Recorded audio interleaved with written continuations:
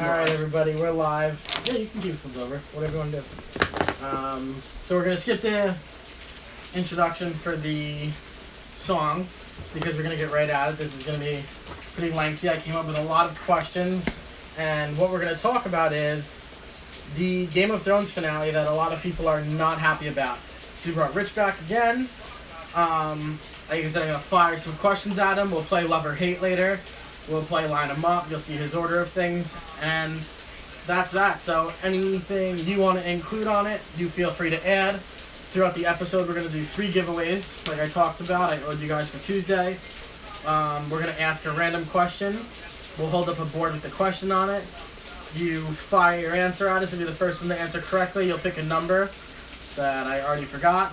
But I think I remember enough. And then, yeah, you'll win the prize. We'll show you what it is on camera, and we'll get rolling. So, alright, so we're going to start right off. Episode 1, Winterfell. For starters, was there too much humor in the episode for Game of Thrones? I think that they include way too much humor in the entire time. I think that Tormund's character completely changed. He pretty much became solely comic relief in the entire season, which is not that he didn't provide comic relief in the first 7 seasons, but that was all that his character was. Right. So I think that they did. It was a little gimmicky by just a little cheap laughter, but yeah, that's mine. Okay. I even think the part where Jon and Dany are kissing out and wherever they flew to, and he turns and looks and the dragon is staring at him way too cheesy. It's way too unnecessary. Yeah, there's no reason. No reason.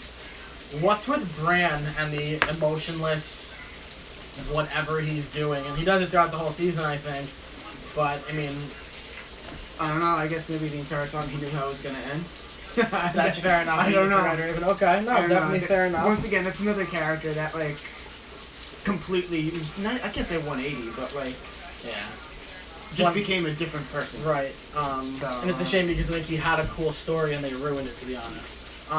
Yeah. A big thing with a lot of these questions I'm going to ask, you have to pretend you didn't see the episode after 4. Myself included? Okay. Yeah. Okay. Yeah, it's okay, kind of hard. Gotcha. Okay.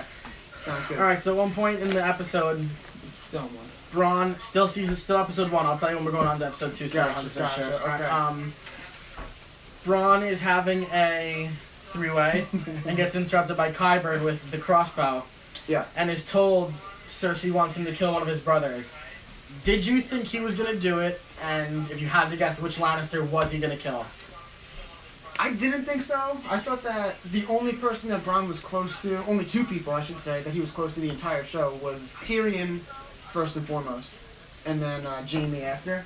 Like, he literally had no allegiance to Cersei at all. Right.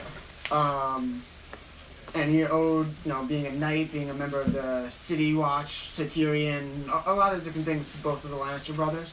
So I didn't imagine that he would have actually done it. But they did make it seem like he was going to. Mm-hmm. If I had to guess which brother he would have killed, my guess would be Jaime, just because I feel like he had a stronger bond with Tyrion. I feel like they had more time together on screen. Okay. And it was just a longer developed relationship than Tyrion. So. Absolutely. So, a big thing, I think I might have overthought this. Is Cersei really pregnant? And whose baby could it have been? The entire show? Was she ever pregnant? No, well, towards the end, because she slept with her cousin, I think. And then Jaime, and then Euron, and just, I think, too much going on with that. To the point where I never believed her. Yeah, going into season 8, I had a feeling that one of 2 things were going to happen. That it was either going to be proven that she was never pregnant, and that she used it to try to sway Jaime back onto her side, or that she would have some sort of a miscarriage of some sort, and that would be like some devastating news that she got. The writers decided to do neither of those things, and I can't even say neither. They decided to do nothing with their pregnancy. Period. So did nothing with the show. I thought it would have added some depth to the Cersei character, having her either deal with the miscarriage or just Cersei being Cersei lying about a miscarriage. Right. I think it would have either way developed Cersei's character or just made you dislike her even more. Right. Fair enough. So Sam and Jon in the catacombs. Sam tells Jon he's the rightful ruler. Yeah. Should Jon want the throne? Because all you hear him say, his famous line this year was, "I don't want it." Should Jon want the throne over Dany? I think at this time, that in that episode, season 8, episode 1, there's no reason for Jon not. There's no reason for Jon to want that claim more than Daenerys. He's pledged. He bent the knee to Daenerys. Believes in Daenerys. Loves Daenerys. So I don't think. I mean, he obviously didn't want it. Right. But I think that the more important information that he had to deal with, or at least I expected that he would have to deal with, is the fact that he's related to Daenerys. Exactly. And I feel like that did play a role a little bit. Which is crazy too, because she didn't give a crap. Not one bit. Not one bit. Let's just go back to the way things were. Yeah. Yeah, okay, Danny. Yeah, no, I thought, I don't know. I thought Jon finding out who he really is, we all kind of knew before season 8 started that, like, Jon wouldn't care at all. And that everyone else would care more. Right. You know, they really kind of dug pretty deep into the others wanting it more than Jon. But, now, I also thought, I don't know if you have a question on it, so let me know if I'm running too far. One of the biggest faults of season 8 is the fact that some of the most important information, and from a dialogue perspective, was not on camera. Or they cut away from it. So I have one of those kind of... I think it's, you know, this is in episode 2 when Jon tells Daenerys about who he is. And then he talks to the Starks at the tree. Was that right? Yeah. So and that was in episode 4 actually. Oh right, because it was after the long night. Yeah. So episode 2, if we can jump forward, is that okay? Yeah, go ahead. He's telling Daenerys who he is, and then I think they hear like the horn, that signifies that the Whites or there's an army at the gates. And like they just cut away from literally probably a top 5 most important conversation in the entire show's history. Absolutely. And then going forward into episode 4, The Last of the Starks, Jon, Bran, Sansa, and Arya by the Wirewood tree, and Jon goes to Bran and just says, "Tell them." Yeah. And then it cuts to black. Right. And we don't see Sansa's reaction. We don't see Arya's reaction. It's just part of watching Game of Thrones is seeing the actors really showcase the emotion of the characters. Especially because when you look at Arya, Bran, and Sansa, they truly look at Jon as a brother. They're not going to care that he's a Targaryen. Right. It's not even the importance of... I think it's... It all plays into like the whole Ned Stark... Like the entire... Not the entire show, but his entire storyline is based off of this bastard arc. Right. And the fact that he's not only... Is he not a bastard, but he's literally royalty. And... You know, being the good person that he is, having the family that he is literally around him, and not getting to see their reaction to it. It's a very weird decision to make. It didn't make any sense to me that that was a conversation that they skipped, but they gave us, you know, Tormund drinking out of his horn for 5 minutes. Very weird. It was weird how they chose what was more important to show on screen. Jon and Dany rode the dragons separately. Again, pretend you didn't see it. Was this foreshadowing that Jon was going to ride again? You're talking episode 1? Yeah. I think once let's get back to that. How do you know how to ride a dragon? You don't until you ride a dragon. Whatever ridiculous quote that was. So dumb. But Jon getting on a dragon, fine, kind of playing into his Targaryen lineage. I mean, it took Dany five seasons to ride a dragon. It takes Jon 5 minutes of being a Targaryen to ride a dragon. Whatever. Then that whole ridiculous scene. But yeah, I think that once he rode the dragon, you knew, or at least I felt, like there was no way he was going to be on the ground unless something happened while he was on the dragon. During a massive fight. Yeah. He's probably the Oh, thank you. The Stark girls don't seem to be fans of Dany. Do you think that eventually they will come to terms and get along? Oh, this is pretending not to. Okay. Yeah, I mean, even... You know, the thing about this question is, even without pretending that you haven't seen the end of the season, you never got that answer. No, you really never did until. You never really did. Mhm. Because if. Can we do like spoilers? I don't even know. If Oh, spoilers are all going out. Okay. If you haven't seen it, you're not a Game of Thrones fan. Yeah. So if Danny doesn't go crazy in episode 5 and just burn King's Landing, like who knows? I mean, it's still up in the air as to what the Starks would have done, right? Or Sansa in particular, I guess, would have done. Mm-hmm. I think it's episode 2 where Daenerys and Sansa have like a conversation, like a private conversation. I'm pretty sure they cut away from that conversation too, if I'm not mistaken. Right. She tells him she loves her brother, and so does Sansa. Right. And it's just the whole. And once again, that's like two strong female characters that have never really shared screen time. That like doesn't make sense to cut away from something that we haven't seen before. Exactly. Like we literally haven't seen those two characters interact, and they are that's the. Not named yet, but the Queen in the North and the Queen who thinks that she rules every step all of, 7 kingdoms still. So you know that there's gonna be 2 egos going after each other. So I feel like that could have been more developed. I feel like they could have dove deeper into that, but yeah. What was the symbol with the burning kid towards the end of the episode? You're still good. Good. What was the symbol? I don't know. Your guess is as good as mine. I can't. Yeah? Somebody said it goes back to season 1. Oh, well, the symbols have been in the show. That's the thing, I don't remember them. Yeah, so or what they represent. There are a couple times when, it's season 4, episode 10, The Children. It's when Bran sees the first White Walker being made. Okay. And they shove the dragon glass into the guy pinned against the tree. Okay. If you, they zoom out from the tree, and the tree is in the middle of that spiral. Okay. There's spiral stones or something like that. So that spiral is representative of Children of the Forest. The first episode, literally the first scene of one of the first scenes of the show. There are body parts north of the wall, literally first scene that are in. It's almost like a female, the female sign, the female logo. And I guess that those symbols are I don't know. Let's guess. Because they why show those symbols? Why play into those symbols, and not follow through? And at least, honestly, 4 minutes of Sam saying he read this in a book. Something. They had no idea. Some people kind of said that it resembled the Targaryen dragon with the 3 heads. Okay, I can see that, I Targaryen guess. sigil.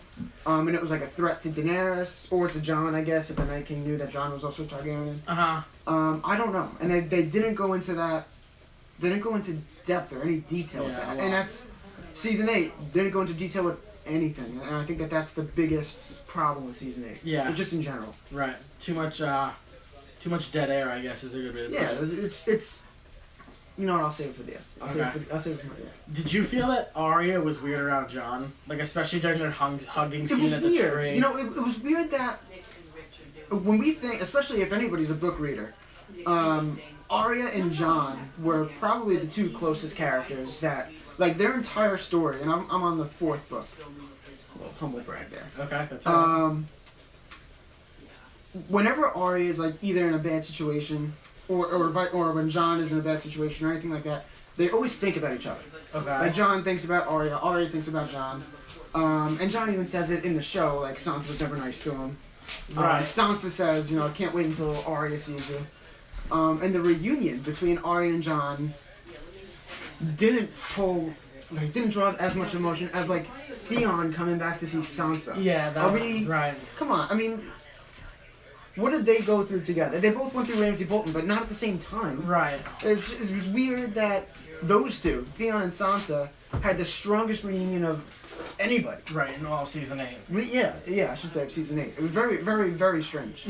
So, the Arya and Jon thing, I felt like they really did a disservice to the relationship between those two.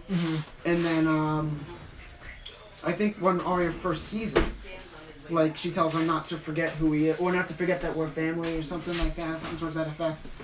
And it was a little like a sharp meeting. It wasn't like a lovey-dovey meeting as much as you would expect. How did you feel about there not being any deaths besides that one boy in episode 1? I wasn't, believe it or not, I wasn't incredibly surprised. Okay. I don't know.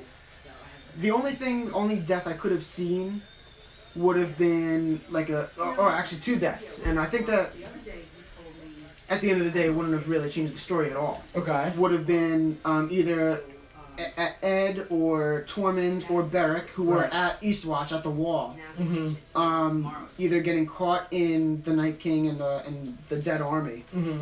I feel like we could have seen, and they almost did kind of cross paths. Right. But I feel like we could have afforded one of those people to die. Like, absolutely. Like I like Ed, but he is not, I don't even know if I call him a secondary character. Right. So you might as well have killed him. Right.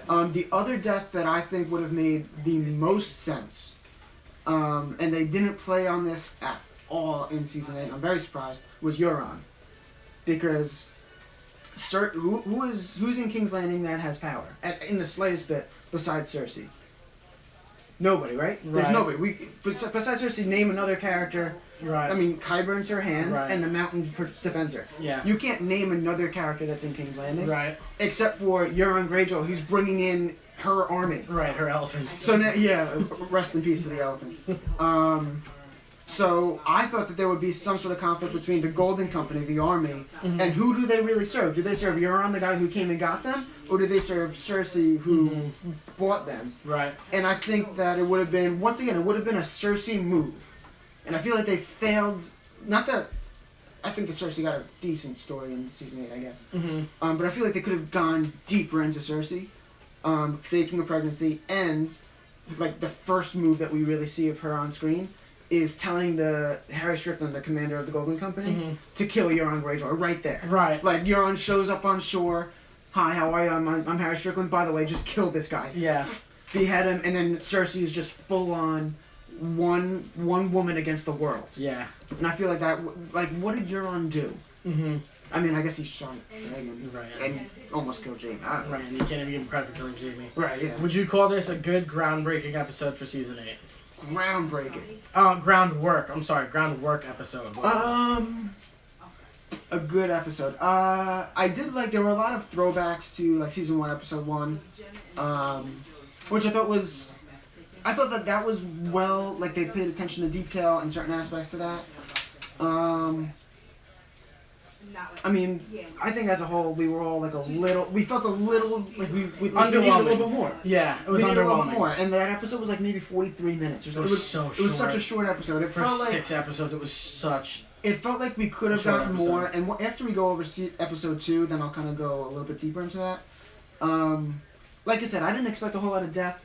But I felt like we could have gotten a little bit more. So. Alright, so we're going to hold up our first question because our camera woman Should I go grab it? disappeared. Yep, grab it. So our first question, remember you answer. The first person I see give the answer. We'll pick a number. So our first question is, who was delegated to protect Bran in The Long Night? That was episode 3. First person to answer. You'll pick a number and... There you go. Oh, good, it came up perfectly. Nice. So... Alright, Dylan, pick a number. 7, 286, or 363? 7, 286, or 363? Dude, awesome choice. Hey, you're behind, thanks. Nice. Dylan, you have won. Stanley, brother. Dylan's the one who told me to buy Stanley, too, so. Nice. Hold on, man. Alright, we're going to start writing out the second question. So, Dylan, remember, you can't guess again. You can guess, but you don't get a prize. So, you're just going to give away the answers. So, write down your second question. Oh, Dylan. Sorry. Yes. Okay. Cool. Alright, so episode 2, A Night of the Seven Kingdoms. At this point in time, do you feel that Dany is a threat to everybody? Episode 2. You know what? There was just a little... we got the dissension between Sansa and Daenerys at that point.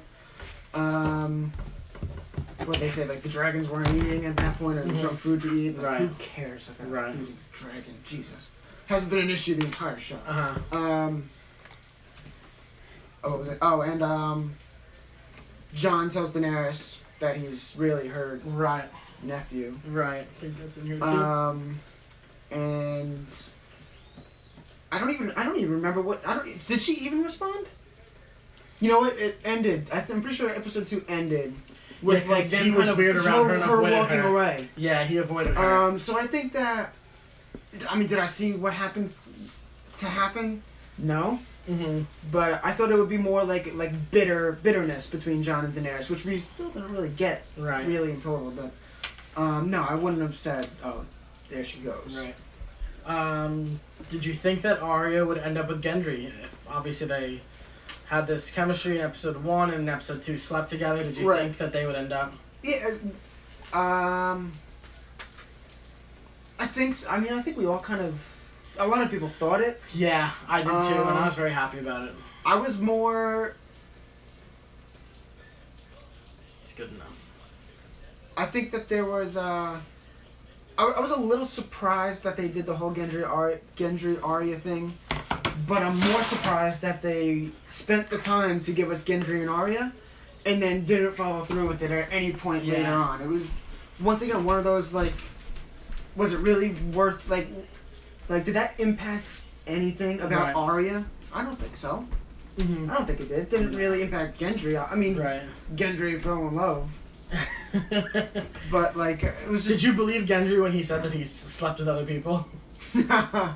I mean, I don't think Gendry's gonna lie. Okay. I feel like he was. Good dude. Once he, I mean, even when he found out who Arya was back in season 2, I mean, that's like not a commoner. He was a bastard. Mm-hmm. So like he knew to treat ladies with respect. So I don't think he was course. gonna lie to her. Do you feel that Jaime loves Brienne at this point? Does Jaime love Brienne at this point? I don't think so. Okay. I feel like that was more of a fan-driven, not more of a fan. I feel like it was very fan-driven that relationship. And don't get me wrong, I think that the relationship between Jaime and Brienne, like she was the one that turned Jaime from being the Kingslayer back to being like a good guy. He died in 97 and started the greatest company in the history of the world. Go on. Good? Okay. Sorry. So Brienne played a pretty big role. She was like the first person to know Jaime as not the Kingslayer. Because he kind of explained why he killed the Mad King in the first place, and he goes back to save her, and they shared something that Jaime didn't share with anybody else but Cersei. Right. So there was a relationship there. I didn't think that there was any sort of emotion behind it. At least from Jaime's perspective. Do you think that Brienne is going to take on any duties as a knight after being knighted by Jaime? No, I thought that a lot of people thought that was like her last song, her goodbye. Yeah. With a lot of those moments happened in episode 2, by the way. Jaime knighting Brienne, I thought was like the nail in the coffin, the 180. Jaime is like not with Cersei. Like I've officially like really turned sides. Right, he's really gonna fight for Winterfell. Yeah, I'm the good guy. I am the person that Brienne thinks that I am. And did I think Brienne was gonna do anything else tonight? No. Right. Just because even being knighted, I don't think anybody really cares. Like, who cares? Bron's a knight. He hasn't done anything with it. Exactly. So. Happy to see Tyrion and Jaime back together during this episode. Yeah, they had a lot of fun in the fight. that was like a little, I guess, bromance, literally. That's where I thought one of them was not going to survive episode 3. It was just, yeah, I think that... What's up, Con? There's a lot of characters that when they're on screen together, it's like... It's a little extra. Like, I think anytime that Tyrion and Sansa are on screen together, it's... I don't know. It draws eyes to the screen. Tyrion and Jaime as well. Right. And pretty much Cersei and anybody else. Like, there's a strong connection there. I thought that we got a lot of good, like, conversation between Tyrion and Jaime. And a lot of it was kind of throwbacks to, past seasons and history and stuff like that. Talk about how they finally got away from Cersei. What would Father think if we were both in Winterfell serving the Starks? So it kind of puts it in perspective a little bit. I liked seeing Tyrion with Jaime. Jaime was also, episode 5, Tyrion tells Jaime he's the only one that ever treated him fair and right, stuff exactly, like that. So, strong brother connection there. Yeah. What did you think of Tormund's savagery in front of everybody with the story and chugging his milk? That was the Giant's Milk, right? Episode 2.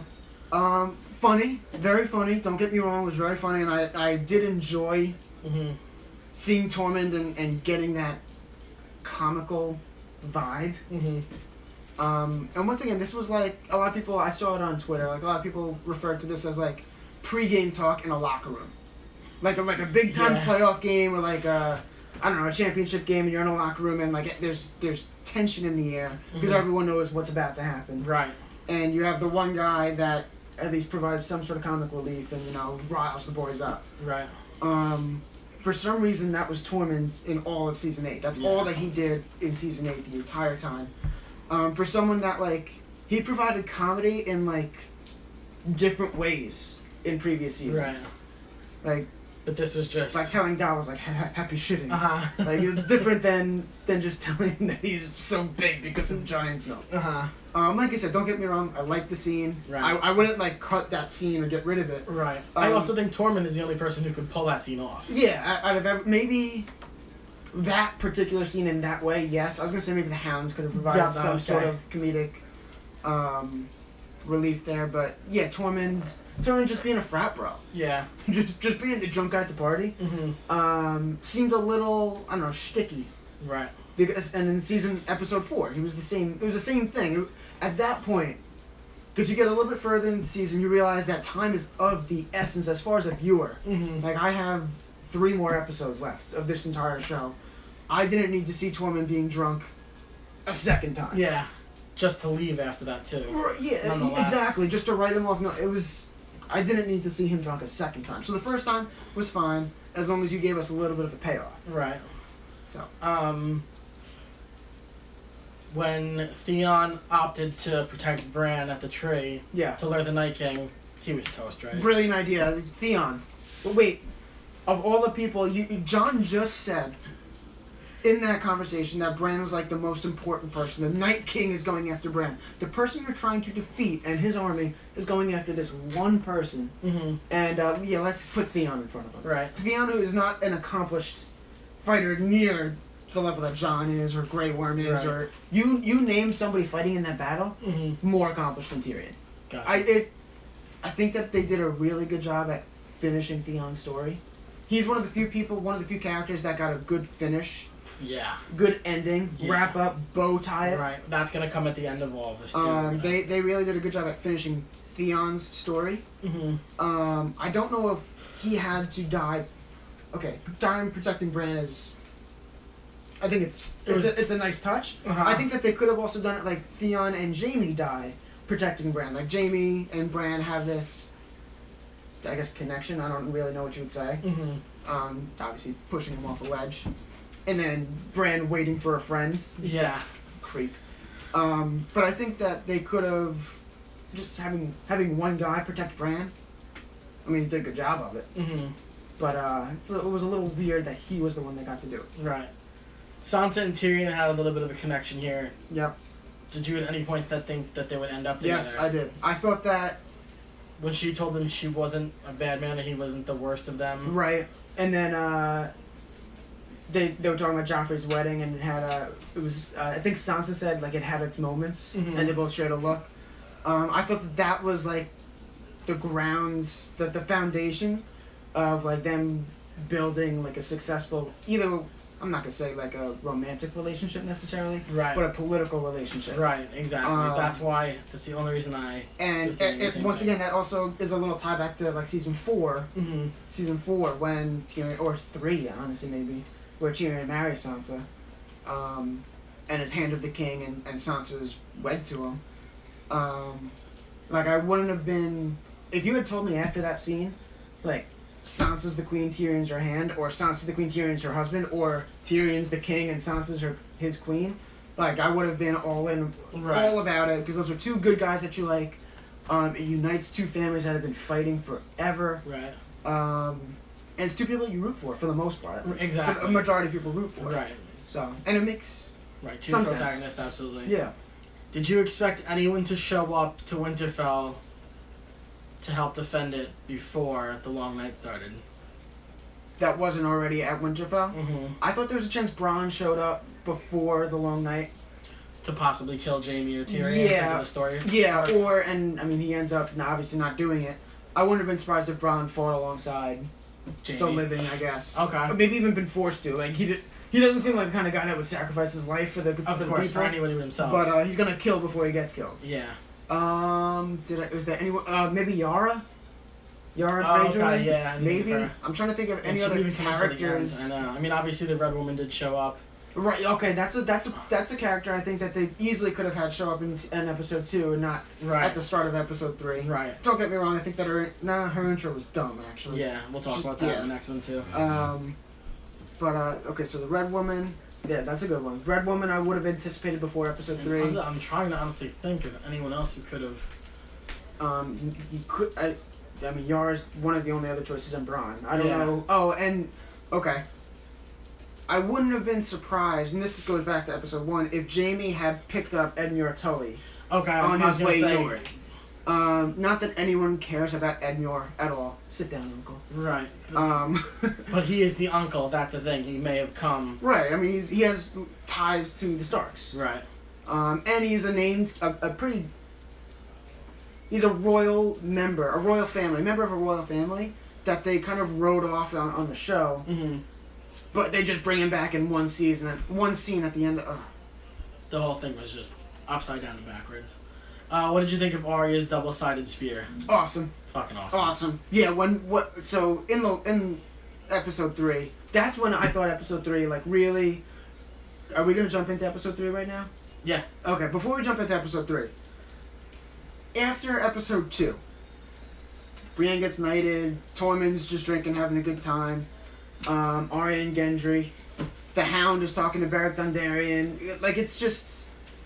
That was a great scene. It was like pre-game jitters, and everyone assumed, I should say viewers assumed, that we were going to lose a lot of these characters. And after episode 2, I thought that was a great episode. I loved episode 2, because you got, if you think about it, potentially, you saw Tormund for the last time, you saw Brienne for the last time, Pod, maybe Tyrion, or Jaime, all these characters that you've followed for so long, you were getting the last of them. And not only that, but the last of maybe Winterfell. Right. Like, you might not have ever seen Winterfell again. Exactly. Kind of like King's So I think that's where episode 2, would have had a lot of strength.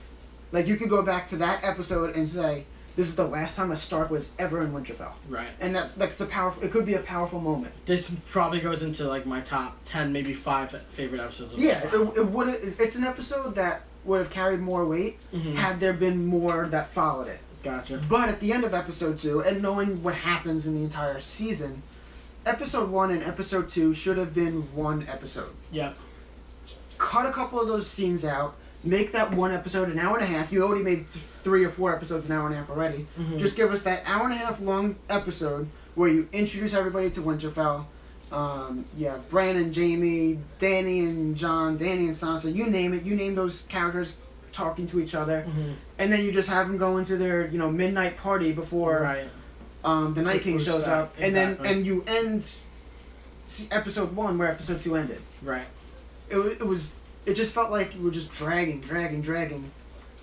When you think about it, and you're like, oh, 3 of those characters died, maybe, I don't even know. Yeah. I mean, in the Long Night. right.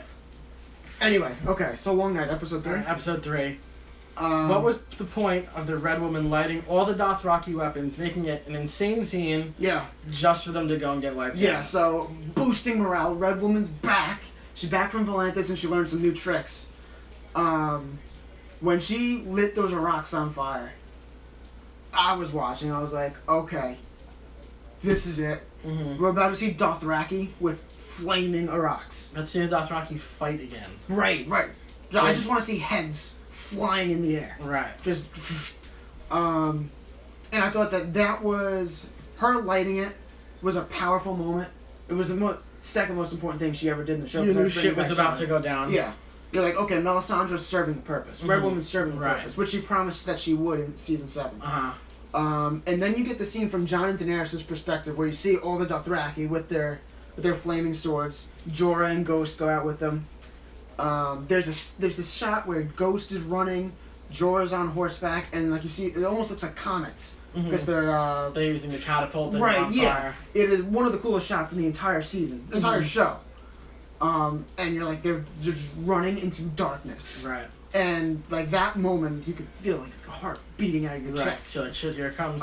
Mainly because Ghost was on screen too. Exactly. And here's another big thing. Like, why did they show Jorah return but no Ghost? Right. So well, obviously it was because of the budget, I guess, because Ghost is too expensive to have there. But so seeing from Jon and Daenerys' perspective, all of those flames go out, and you're like, we just sent our Darth, we sent our A-Team, Right. we sent the Avengers to go fight this army, and they're all gone. Right. Not only that, but like, who knows if the Night King already just brought them back too. And then to have, and this is one of my biggest problems. This is a big problem that I had with episode 3. Having Jorah just miraculously return, just for him to die in the same episode, Pointless. like that would have been a statement if you just killed Jorah right there, Right. off screen. Like that would have, like as you're watching all the fight scenes after that, you're like, no one is safe. Yeah. Like they just killed Jorah. They probably just killed Ghost. Everyone was thinking they literally just killed Ghost off. Right. They gave us Ghost for a second just to kill him off. Jorah, who we've been following for years, he might be dead. Like every battle, every one-on-one, every tense moment, you're like, this person could die. Yeah. Once they brought Jorah back, it became more. I don't want to bash shows. It was a little Walking Dead like that. Like you're surrounded, but like you still survive, or something happens No, that's to where. fair. So you started to get the vibe like, okay, maybe it's not going to deliver. Right there, once Jorah returned, you're like, how did he come back? I didn't think Jorah was gonna die after it, so I'm like, okay. Right, if you're gonna bring him back beyond 40 minutes later. Exactly, with a super duper kill to save somebody rather than the way they did it. Yeah. Would you consider the Red Woman the real hero of Winterfell that night? No. Okay. You're going with Arya? You have to. Right? You have to. There's nobody just So I mean, after she lit the Iraqs, which was super cool, could have been really like a game changer, but it wasn't. It served for a great visual. And then she lights the I don't know what to call those, the sticks, the pikes or whatever. Oh, to stop them from cutting across. Yeah. Cool, but at the same time, like then you start to see she lights she pretty much creates like a trench of fire. Right. And then you finally get your first look at the Night King. Episode 3, it took 3 episodes to see the Night King. To never see him again. Yeah. By the way, you only see him in one damn episode the entire season. You see him like send his whites just diving into the fire, piling up on each other to climb over, and then you're like, okay, season's over, game's over. Yeah. They just won. So she kind of got anything good she did, like didn't really work. So we'll go with question number 2. We'll hold it up for a few. So you gotta name 3 people around the fire in episode 2, a night of the 7 Kingdoms. You have to name 3 who weren't Lannisters. There were only 6 people, so you have 4 people to choose from. Good luck. We're gonna keep talking about our thing, so remember, type out your answer. If you're right, I'll have you pick a number. So Dan and Johnny sucked in this episode. awful. John and Danny, I mean. Yeah. When they were up on the dragons, were they only looking for the Night King? Because they didn't give a crap about anybody on the wall. I think so. They did. Very nice, Deanna. Deanna, number 286 or 363? That was very fast. Deanna, who was the last one?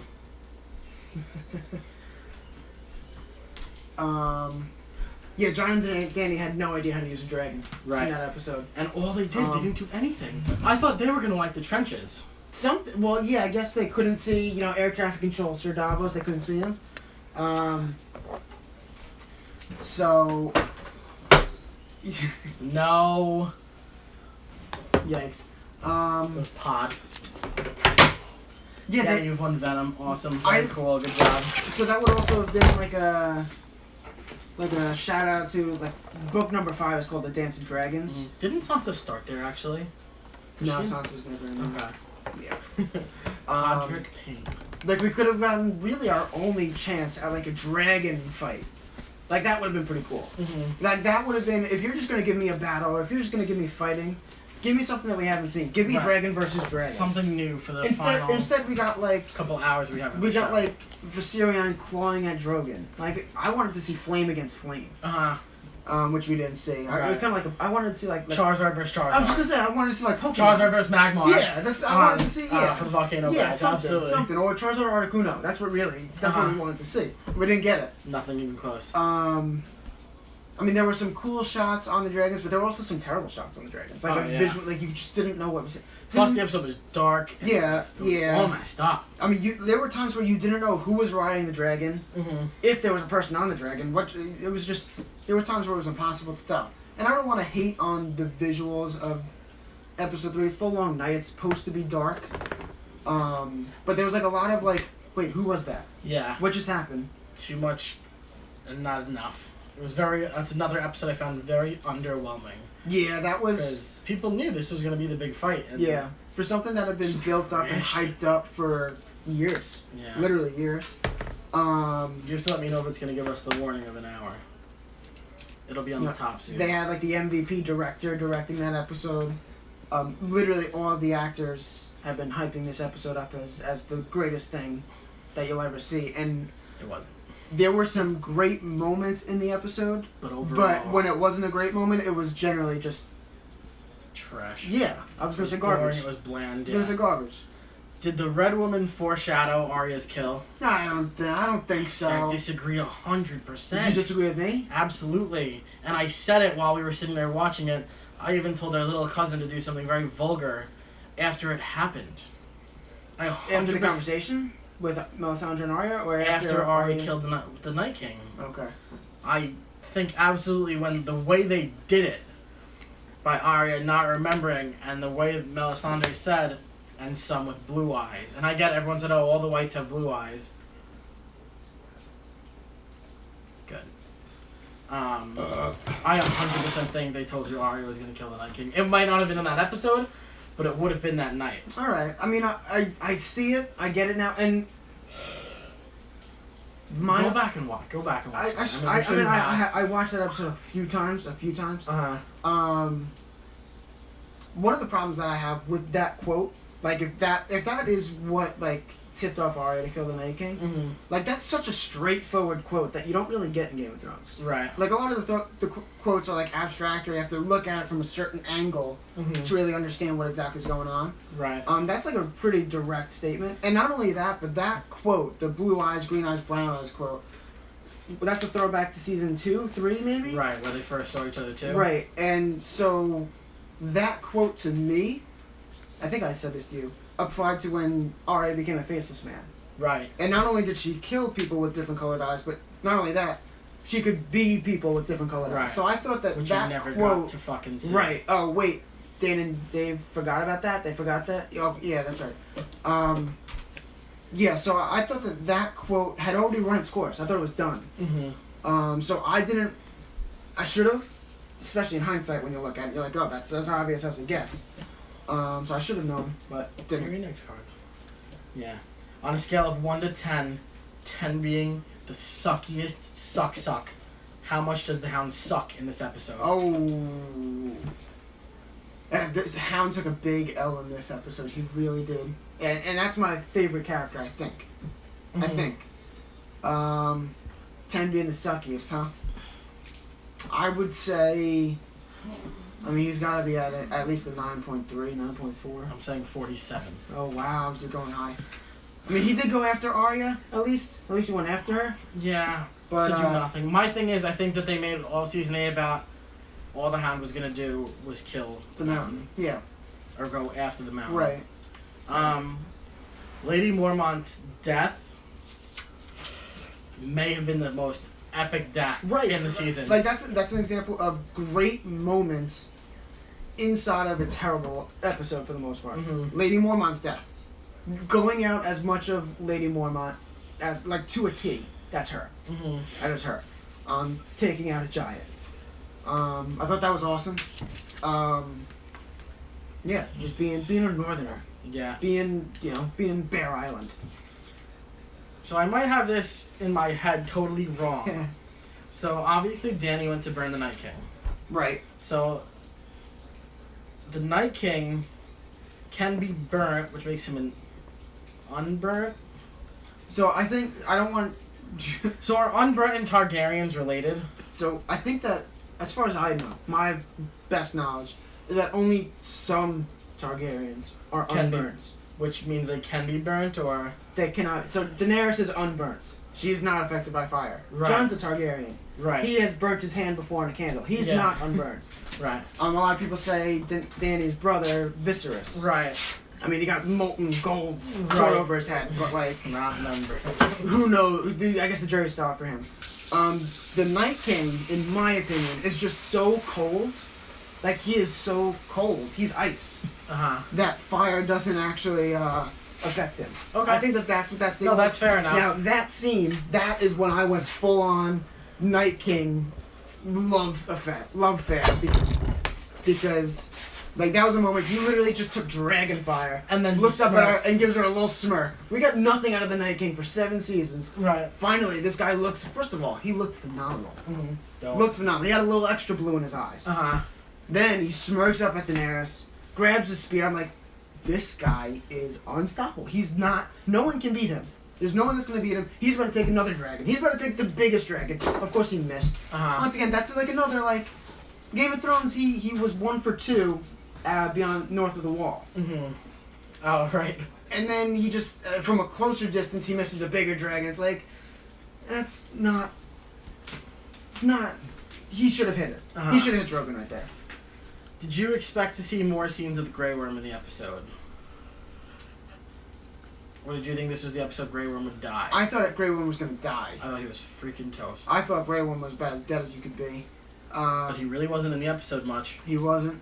That's another thing that it's impossible to have that many focal characters In one area. in one Right. episode and not go crazy trying to go from back and forth. Like we got, when you think about it, like Jaime and Brienne and Pod, there was probably 35-40 minutes where there was just nothing that we knew about them. Right, they were just stuck on that wall. Arya was gone for about 20 minutes. Jon was practically absent the entire episode.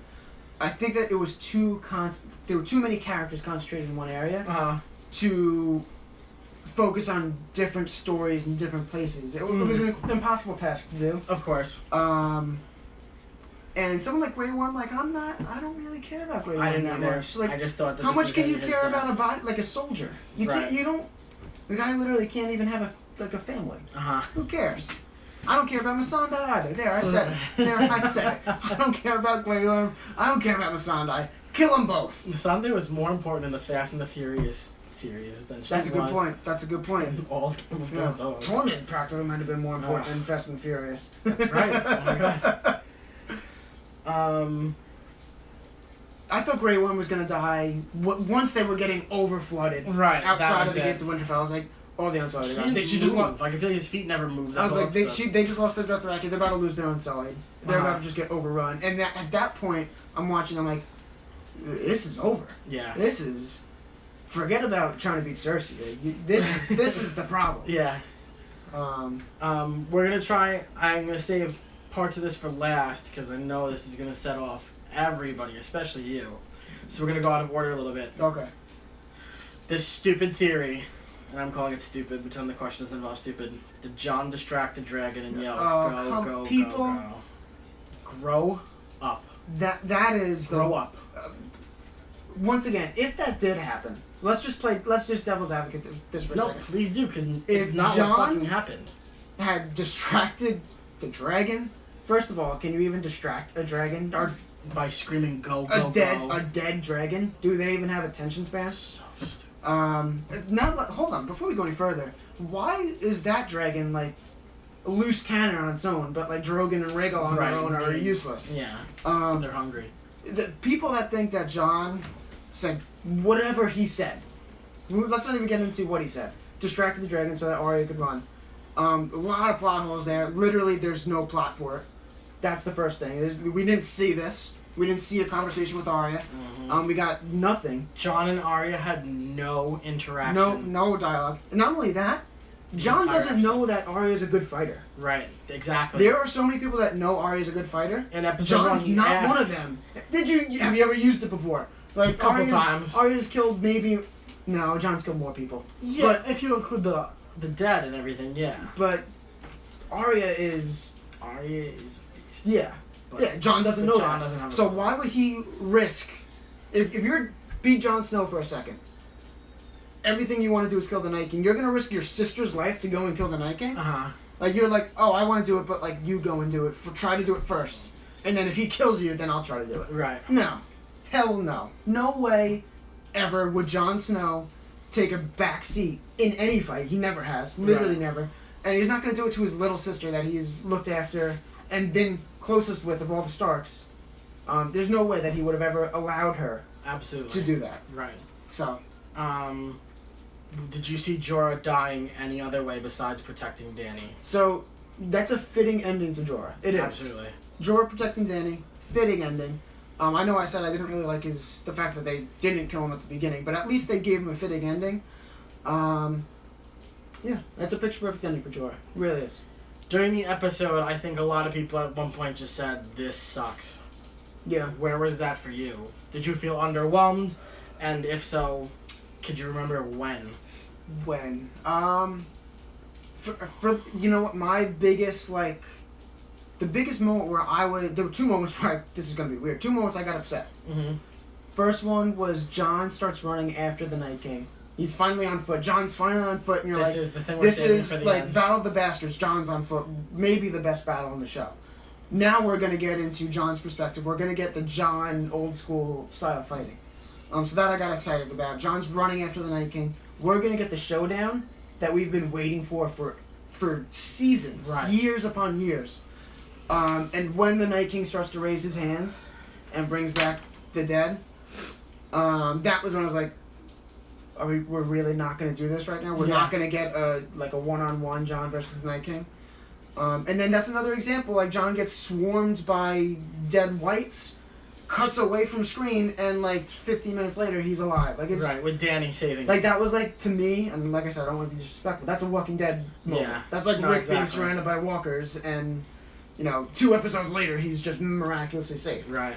So that moment, like I was like, okay, that was a moment that had the potential Mhm. to deliver. And however, whether the Night King died there, Jon Snow died there, neither of them died there, whatever happened, that would have been fan service that I think would have gone much further than whatever they did. Perfect. And when the Night King died, I was upset there. I said it. So, perfect. Obviously, Jon didn't get his chance at the Night King. Was Arya the right person to do so? Anyone that says yes is just saying yes just to say yes. Mm-hmm. Just because now now everybody became a diehard Arya fan if Like, you weren't already. If I was to list off people that would have killed the Night King, like guessing, predicting, Before season 8. yeah. I mean, obviously Jon's first. And then if you want to say Daenerys or Drogon with fire Mm-hmm. would be second.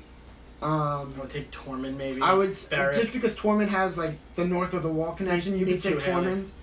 Tormund. You could say Barrack because the Lord of Light brought him back however many times. The Hound finally became a member of the Brotherhood. He saw in the flames. The Arrow Mountain or whatever. He saw in the flames. Okay. So like a lot of the show is like the Lord of Light versus death versus the Night King. Mhm. So I assumed it was either going to be someone the Lord of Light brought back to life, Okay. Jon. Maybe even Melisandre. You could have told me Melisandre somehow like sacrificed herself or killed herself, or killed the Night King. Mm-hmm. That list would have been before Arya. I don't even know where Arya would have fallen on my list. I really Okay. don't. What about Brienne? I would have had Jamie on there because he's a I didn't think of Kingslayer. that. Right. Yeah. I I think that that was a would- big thing for me too. I think that would have been cool if I thought Jamie might save Jon. if Jamie saved Jon by stabbing the Night King in the back, just like he stabbed the Mad King in the back, that is beautiful poetic He justice. just wrote the best show on it. Honestly, I just want all of you to think about this. Could you have written better moments in the show, big moments in the show than they delivered? Everyone could have. Mm-hmm. So I would have had Arya somewhere on the 8 to 10 list of people to kill the Night King. Fair enough. So here's our third. Bran. giveaway. I would have had Bran first. I would have had Bran before Arya. Don't say Bran. I'm sorry. Yeah.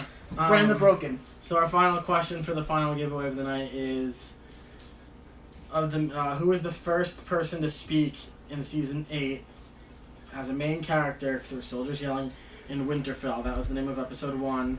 Post recap. So the show started with the recap. Skip the recap.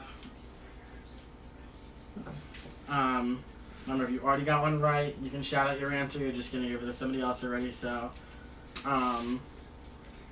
did you feel that too many people were kept alive after this episode? Way too many people. Okay. Way too many people. There's no reason that at that point, at the end of episode 3, no reason that Brienne was alive, Pod was alive, Tormund might as well have died. You could have killed off Gendry. You could have killed off one of the Starks or Jon Snow. Not that I wanted it, but there were so many deaths. One of either Jaime or Tyrion. So many deaths that could have happened. Gilly, give me a Gilly death, please. Yeah, seriously. So Do many you think deaths Gilly that had a son? Fucking stupid, man. What were they gonna name him? John? Stupid. The son? It is not Sansa. They were gonna name him John if it was a boy. He's like, I no, hope it's a girl. no, call him Aegon. Something like that. Yes, Haley, very cool. Haley, you have just won our final giveaway of the night, which is, it's actually Thor from the Infinity War. Did you just flip the camera? I don't know how to flip it back. It was the scene with Tyrion and Varys riding in, and It was a balls joke. the I balls think. joke, yeah, which was great. So, Nice. so here's what we're gonna do for episode 4. We're gonna try and get this one done. Oh, Mike, you just came in after the end of all the giveaways, dude. But stick with How do I us. flip it? Top left corner. Turn it around. So for this one, All of a sudden I saw me. I was like, so I'm trying to think of what's more important because our end will who's be this? a long time. Haley? Haley, yes. You don't have to put the name on it if you don't want to. We are going to do the reset now, I decided. So, what you're going to do, you're going to back out. We're going to fly through 4 and 5. We'll go into 6 and we'll play our game because our game at the end is actually going to be super exciting. So, I want you guys to do back out. We're going to save this and then we'll come right back on. So, you're going to hit end story. Top right corner. Then you're going to hit save like 15 times. Not share. Not share. End live video.